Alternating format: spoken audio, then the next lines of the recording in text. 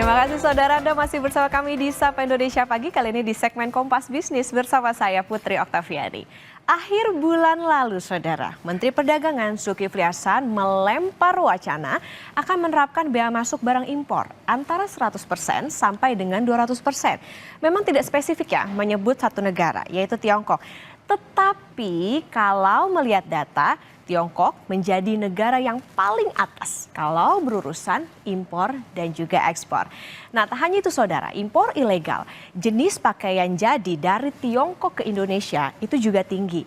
Pernyataan Mendak Zulhas memantik banyak pertanyaan. Siapa paling berisiko dengan kebijakan bea impor tinggi ini? Benarkah penerapan bea impor tinggi bukan sekedar nyali, tetapi memang Indonesia kerap terlambat membuat kebijakan perlindungan alias safeguard. Nah, sebelum menyentuh soal ini, kita ke data pertama saudara soal neraca dagang Indonesia di dunia. Nah ini saudara, data ini kami ambil dari Badan Pusat Statistik yang diterbitkan pada bulan Juni lalu. Ini adalah data impor dan juga ekspor non-migas antara Indonesia dengan berbagai negara di dunia.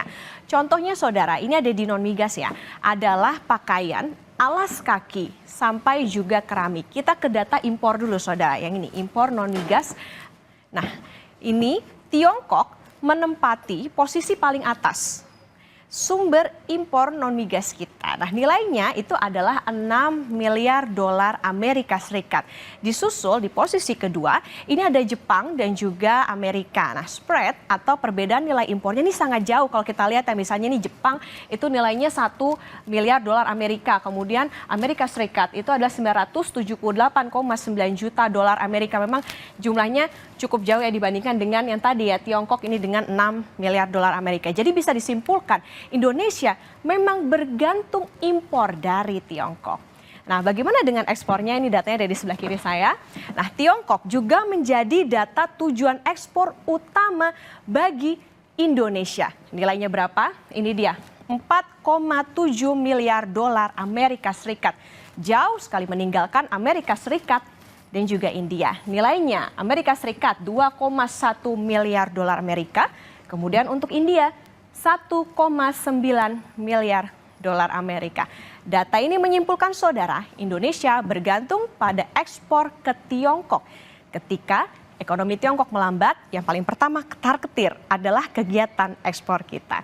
Nah, kita kembali ke konteks penerapan bea impor. Anda pasti ingat perang dagang antara Amerika Serikat dengan Tiongkok di era Presiden Donald Trump dan Xi Jinping sekitar 6-7 tahun lalu ya. Nah Indonesia bisa melihat ini sebagai pertimbangan. Praktik lazim penerapan bea impor di dunia, di negara manapun di dunia adalah pengkajian negara-negara mana saja yang menyumbang defisit terbesar bagi negaranya. Nah tetapi kebijakan seperti ini saudara bukan berarti tanpa resiko. Oke, nah ini yang nanti kita akan tanya ke narasumber. Masalahnya sebenarnya apa sih yang paling bikin industri di dalam negeri resah? Nah kita ke data selanjutnya. Nah ini saudara, kalau kita ngomong tentang bea impor artinya adalah impor yang legal ya atau resmi. Ada regulasi yang diterapkan dan ada konsekuensi jika tidak dipatuhi. Tetapi masalah yang dihadapi Indonesia dalam konteks Tiongkok bukan hanya impor resmi saudara. Ada masalah yang tak kalah lebih besar yaitu impor gelap alias ilegal. Nah untuk pakaian jadi saja ada perbedaan data yang dirilis oleh International Trade Center atau ITC dengan BPS. Nah ini ya ada perbedaannya nih. Nah, Organisasi Perdagangan Internasional mencatat selama tahun 2024 impor Indonesia dari Tiongkok ini mencapai 6,96 miliar dolar. Sedangkan versi BPS ini hanya sebesar 1,8 miliar dolar Amerika Serikat. Selisihnya lumayan ya, 5,1 miliar dolar Amerika Serikat. Nah, mengacu penjelasan Himpunan Peritel dan Penyewa Pusat Perbelanjaan Indonesia atau HIPINDO, perbedaan data ini mengindikasikan impor gelap yang terjadi di Indonesia. Nah, mulai kelihatan ya, mana yang prioritas dibutuhkan UMKM kita. Safeguard dalam bentuk pajak impor tinggi atau stop impor gelap. Nah, kita akan tanya hal ini juga ke narasumber. Tapi Menko Kemaritiman dan Investasi Luhut Binsar Panjaitan sudah angkat suara, saudara. Kita ke grafis selanjutnya. Nah, inilah dia pernyataan dari Luhut Panjaitan. Di tengah situasi geopolitik global yang tidak menentu, terutama karena tensi hubungan antara Amerika Serikat atau AS dan juga Uni Eropa dengan Tiongkok serta Rusia, Indonesia harus menetapkan posisinya dengan baik dan sesuai dengan kepentingan nasional Indonesia.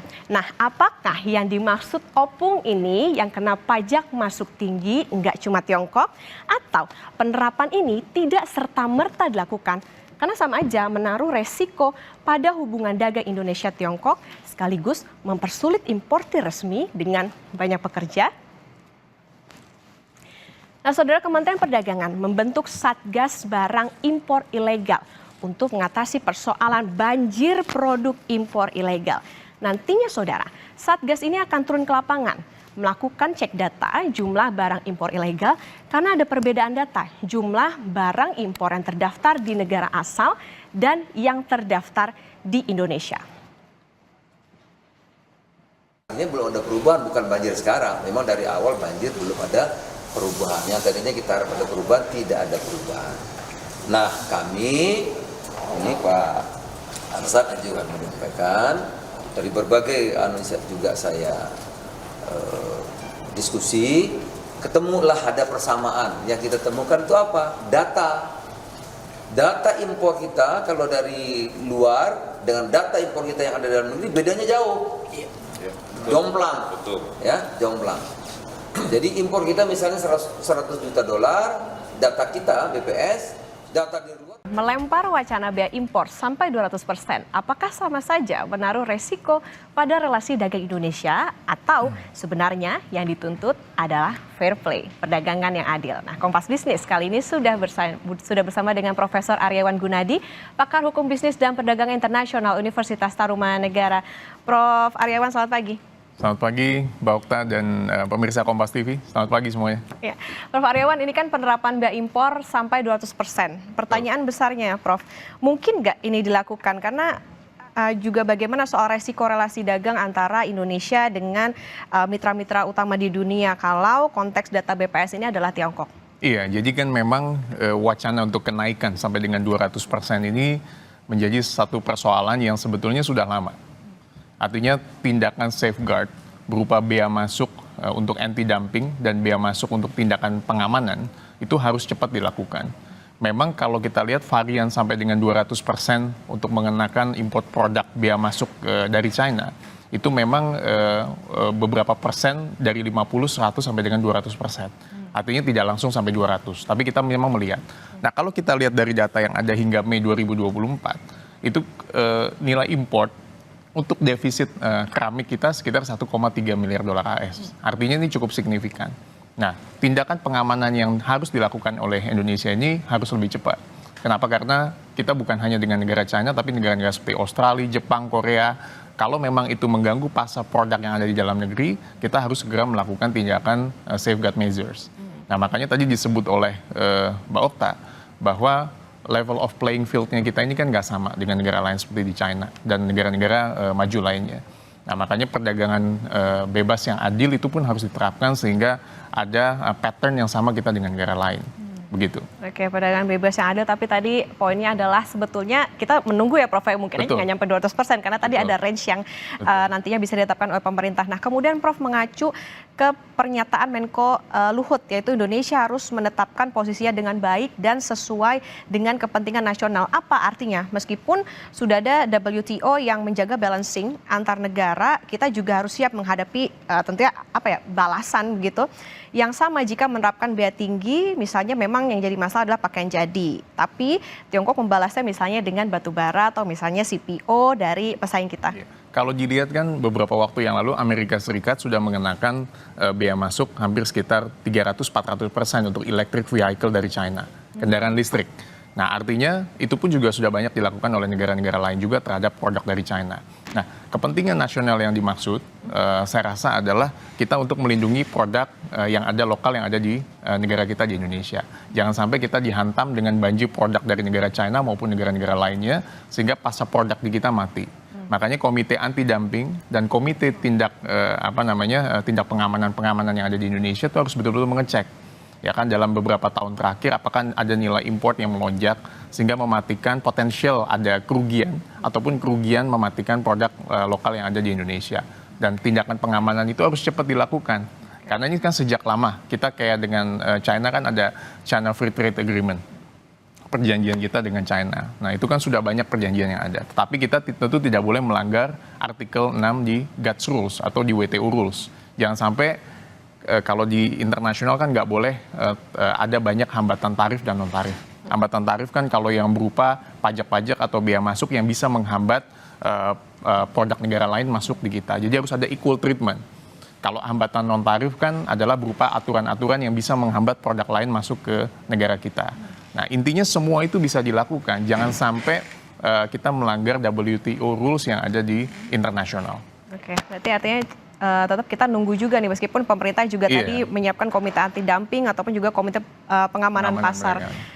Nah, Prof, jadi penegasan kita kan tadi ya punya komite anti dumping dan juga komite pengamanan pasar di dalam negeri dari Kementerian Perdagangan. Nah, kajian atau data apa yang harus mereka miliki dan kemudian yang jadi pertimbangan pengambilan kebijakan impor? Misalnya, Prof, berupa kerugian atau misalnya defisit di level berapa mungkin? Iya, jadi memang dari komite anti dumping dan komite pengamanan di kita itu adalah buffer sebetulnya.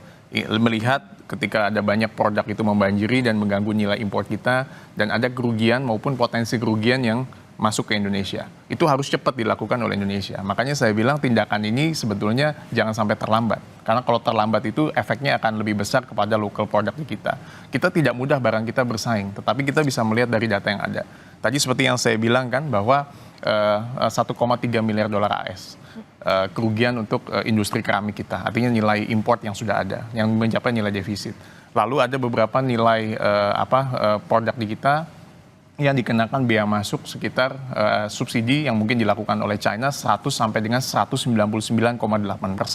Artinya ini udah data itu bisa kelihatan sebetulnya. Tinggal political will di kita untuk bisa lebih berani, lebih cepat, lebih tanggap untuk bisa mengenakan tindakan pengamanan untuk mengamankan produk yang ada di dalam negeri.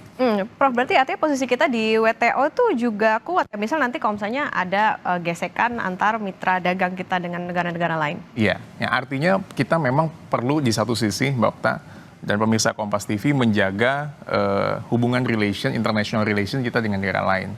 Ya, seperti dengan negara Asia, Timur Tengah, dan yang lain-lainnya. Tetapi negara Timur Tengah atau Amerika Serikat ataupun Jepang juga sudah mengenakan tindakan-tindakan biaya masuk yang ada. Artinya international relation kita tetap jaga, tetapi kita juga harus tetap melihat kepentingan nasional yang di kita. Sekali ini berbahaya, ya kita harus melakukan safeguard. Kita harus melakukan countervailing duty. Kita harus melakukan anti-dumping ketika katakanlah di negara asalnya sudah dilakukan subsidi. Supaya balance produk itu ada. Gitu.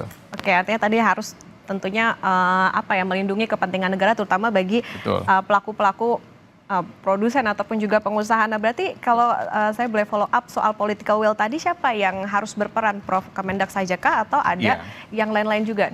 Kalau dilihat dari statement Kementerian Perdagangan kan sekarang Permendaknya juga sedang dalam finalisasi. Ya, kita tunggu. Artinya political will ini betul-betul bisa dilakukan dan bukan hanya timbul tenggelam, tetapi memang inconsistent dalam satu grand strategi atau satu roadmap yang jelas, sehingga begitu ada produk dari negara lain yang mengganggu lokal produk di kita, misalnya pakaian jadi, tekstil, ada garment, ataupun elektronik dan sebagainya, kita harus segera melakukan tindakan pengamanan demi untuk national interest yang ada di kita di Indonesia. Artinya banyak yang dilibatkan ya, Prof? Banyak yang dilibatkan, betul. Oke, Prof, berikutnya apa Indonesia sebetulnya saat ini sudah cukup peka soal pengamanan atau safeguard? Kalau kita lihat kan banjirnya produk impor, misalnya pakaian jadi atau mungkin tadi yang Prof sebut juga soal keramik dari Tiongkok. Karena begini, Prof, bisa dibilang bahwa Indonesia nih bisa dibilang selalu kedodoran atau dalam kebijakan preemptif, kebijakan yang ada nih kerap dilakukan secara kuratif, atau misalnya kalau udah terjadi baru kalang kabut keluar tuh kebijakan.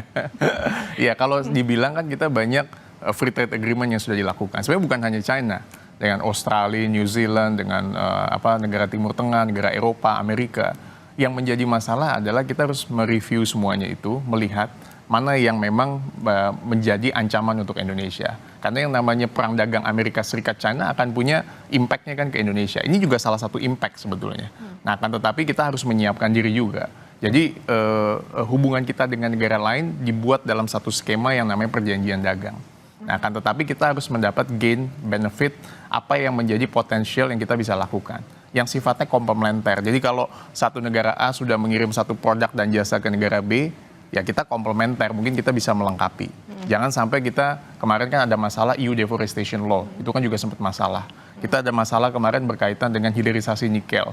Kita juga masih dalam proses banding di WTO. Jangan sampai kita kalah lagi gitu.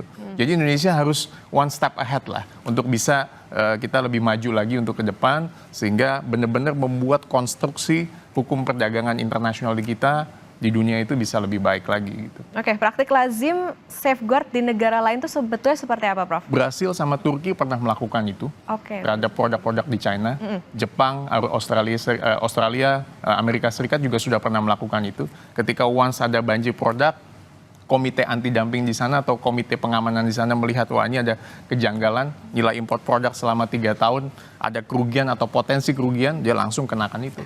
Bahkan bisa di stop produk itu untuk sementara waktu sampai nilai produk barang dan jasa di kita sudah lebih baik, mereka baru bisa masuk lagi produk barang dan jasanya. Artinya balancing itu key player-nya itu ada di Indonesia. Kita harus bisa melihat kira-kira jangan sampai ini mengganggu neraca perdagangan di kita.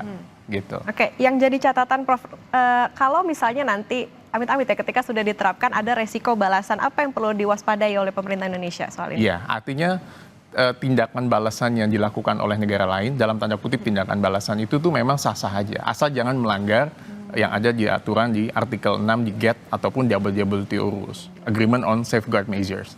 Tindakan balasan yang dilakukan itu ya tentu kita harus melihat ke dalam. Artinya apa instrumen hukum yang ada di kita. Countervailing duty kita seperti apa, anti-dumping law kita seperti apa. Jadi begitu negara lain mengenakan produk barang dan jasa dikenakan biaya masuk juga, kita sudah siap. Ya, karena akan tetapi kan yang menjadi masalah sekarang itu kan bukan dari kitanya aja ke mereka, tetapi dari merekanya ke kita. Yang sekarang itu disubsidi di negara dasarnya, di negara asalnya, atau dilakukan dumping. Makanya hukum di kita harus berfungsi, anti-dumpingnya lah, anti-subsidinya lah, countervailing duty-nya lah. Kalau bisa safeguard-nya itu kita harus lakukan dengan tegas supaya kedepannya itu sektor dagang kita di negara lain itu bisa memiliki satu wibawa yang baik gitu. Oke, berarti artinya harus punya payung hukum yang kuat soal ini ya, Prof. Harus punya payung hukum dan political will yang kuat dalam menegakkan aturan dan sebagainya. Oke, Prof. Aryawan, mana yang lebih prioritas? Bea impor yang tinggi atau investigasi dan stop impor gelap misalnya di pakaian jadi? Ya, ini pertanyaan yang menarik nih. Kalau untuk jangka pendek, pandangan saya yang kita harus lakukan instrumen hukumnya adalah mengenakan tentu biaya masuk yang ada. Karena itu adalah salah satu safeguard measure atau tindakan pengamanan yang bisa dilakukan oleh Indonesia in short term, dalam jangka pendek. Tetapi dalam jangka panjang, begitu itu sudah mengganggu, ya harus di stop. Apalagi kalau import ilegal. Dan itu memang mengganggu neraca perdagangan di kita. Kan tadi data-data sudah disebutkan import migas dan non-migasnya kita selama 2023-2024. Kita bisa lihat kok, data itu tinggal bisa dibuka real time. Ya kan dalam 3 tahun terakhir. Nah artinya kalau itu bisa dilakukan ya kita stop untuk jangka kedepannya.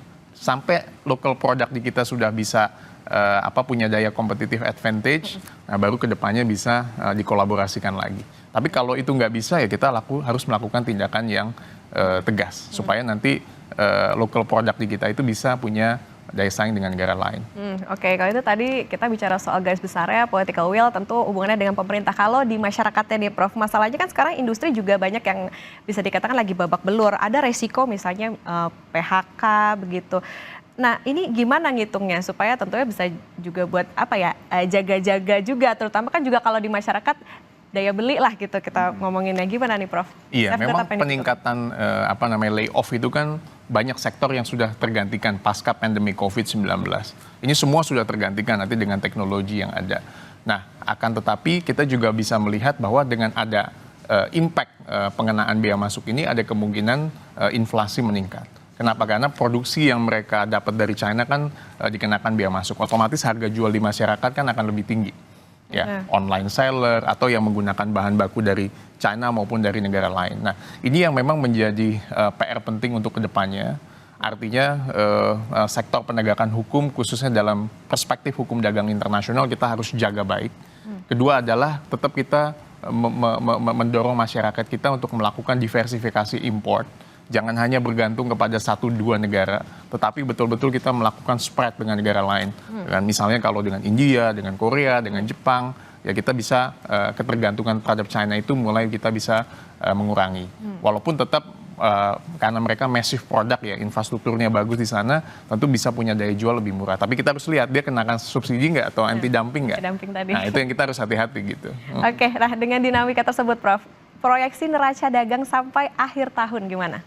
Ya, kalau menurut saya gambarannya tidak akan banyak berubah dengan yang di awal tahun ini, baik yang sektor migas dengan non migasnya.